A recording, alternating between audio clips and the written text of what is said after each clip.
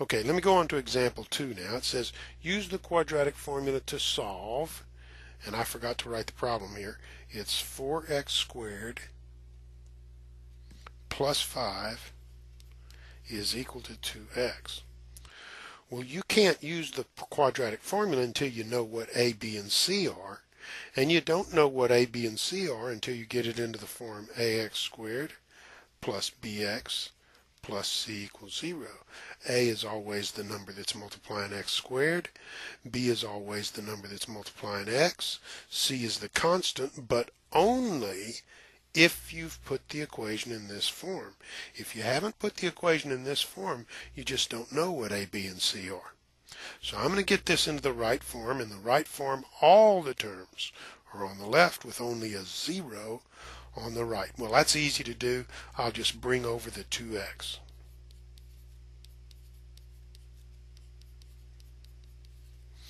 And now I can see that a is 4, b is -2, and c is 5.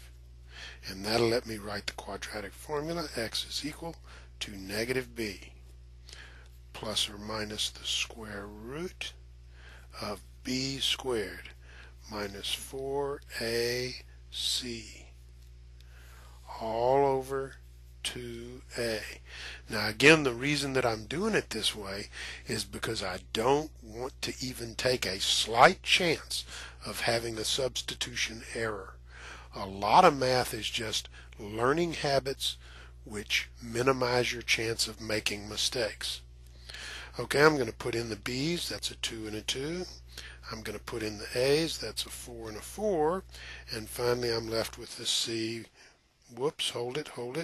B was -2. Got to make sure we get that straight. A was 4 and 4. And C was 5. Okay, let's simplify here. -2 is 2 plus or minus the square root. -2 squared is 4 minus. Now this time the number part is 4 times 4 times 5. 4 times 4 is 16. 16 times 5 is 80. There's only one minus sign this time, so that's just minus 80 over 8. Well, let's see if we could simplify this.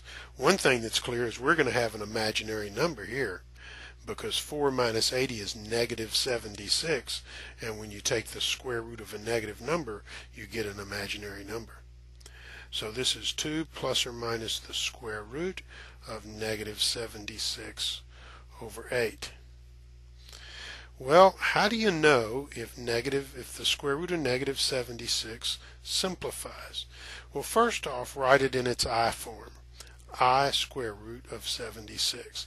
Then see how 76 breaks down. You know it's divisible by 2. 2 goes into 7 3 times, 2 goes into 16 8 times. 38 is also divisible by 2, and you get 19. 19 isn't divisible by anything. That's a prime number. So what we have here is the square root of 4 times the square root of 19, which is 2 square root of 19. So I'm going to change this now to 2 plus or minus 2i square root of 19 all over 8. Well, notice that both terms on the top have a 2 and the bottom is an 8. I could factor that 2 out of the top and then I could cancel. So I'm going to factor out a 2 on the top.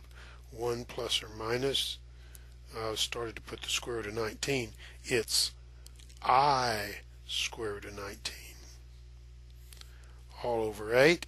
The 2 cancels the 2, leaving a 4. And so we end up with 1 plus or minus I square root of 19 over 4. Now that's two answers, 1 plus I square root of 19 over 4 and 1 minus I square root of 19 over 4. That's two imaginary answers, and that completes our podcast on the quadratic formula.